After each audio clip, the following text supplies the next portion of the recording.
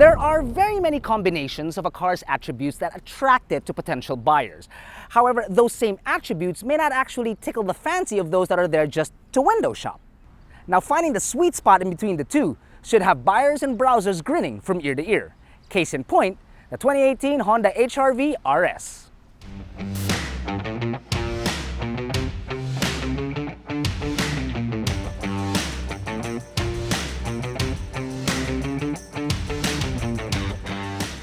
Now, much like when I walk into a kindergarten class where it's the only time I'm actually taller than everybody else, it has a very proud hood that tapers ever so slowly and then immediately.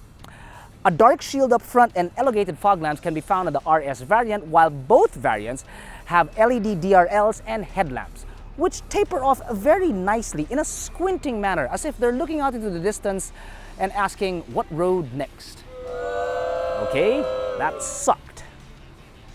The sporty feel is emphasized down the side with two lines that slightly elevate, door handles that are flushed, blacked out side mirrors with repeaters, 17-inch tires, and disc brakes all around.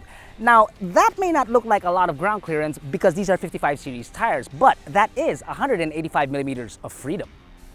Softer lines can be found on a well-shaped rear, as well as these rear taillights that are wide and can be seen at many an angle. Oh, and get this. 421 liters of very usable space at the back. That is very, very impressive. How, you might ask? Well, although the chassis is only 102 inches long, the entire length of the car is 169 inches long and 69 inches wide.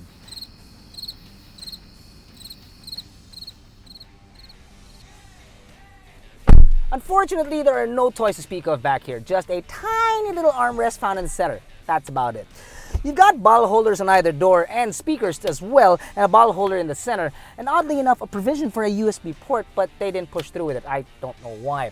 Although the roof does taper back here, there's still excellent headroom, and legroom is pretty cool. Oh, and no tunnel in the center too, which means 3 passengers not a problem, but the space says better for 2. Hop into the driver's seat, and the first thing that you'll notice, it's kind of hard not to notice it, is the size of this center console. High-minded and wide, kind of a fingerprint and scratch magnet, it takes up some serious real estate. On the end though, I kind of like it because it gives you a sort of like solo feel cockpit. This area is completely yours, right? Do not cross this line. This is my bubble. I like it. I wanted to know what Vincent thought about it, and he said, "Hi." Thank you, Mr. Miyagi.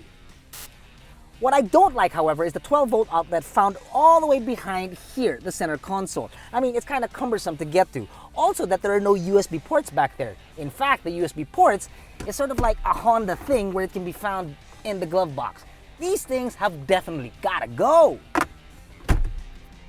But I gotta say, the entire interior feels pretty premium. From the supple leather found all around the cabin, to the audio and air controls that are touch, to its list of toys, which start off with a 6-speaker 7-inch infotainment system and reverse camera, nav, paddle shifters, audio and cruise control on the steering wheel, hill start assist, ABS, EBD, OPP, no, not really, stability control, and 4 airbags.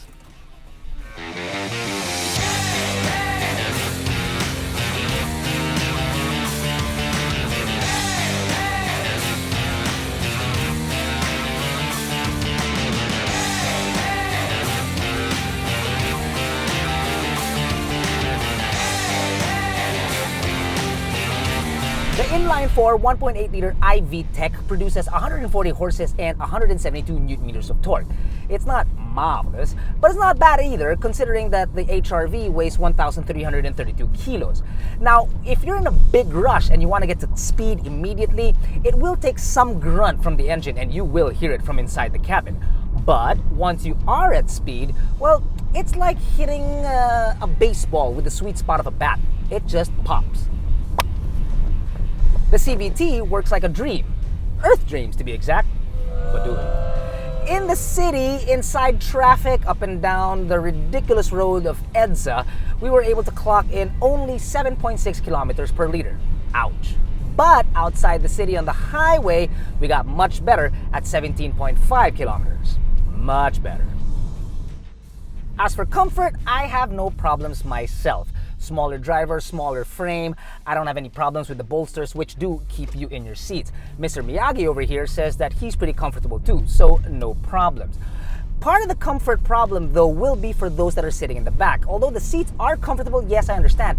It's the air that might have a problem. See, I've got two air vents here, one on my right, one on my left for the driver, which keeps me very comfortable. For the passenger side, there are 3 air vents. Now, although that may make him feel like he's sitting in the Arctic with the penguins, there's a problem for those in the back. So we've got to share my right vent and one of the air vents for the passenger to make it reach all the way in the back.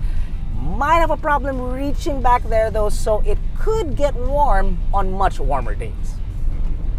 The steering, you gotta call it Honda magic. Really, it is. Because it's firm, it's planted, but it's assisted very well. You're not tired at all when driving.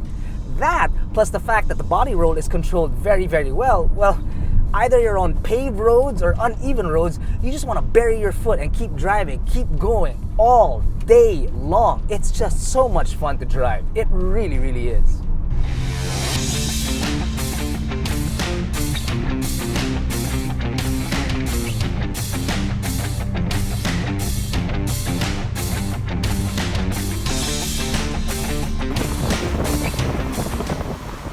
The 2018 Honda HR-V RS Navi CVT is available at 1,495,000 Philippine pesos.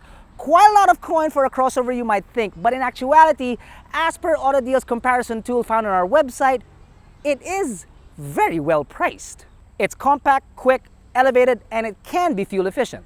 That's like a 3-pointer made with a free throw on the way.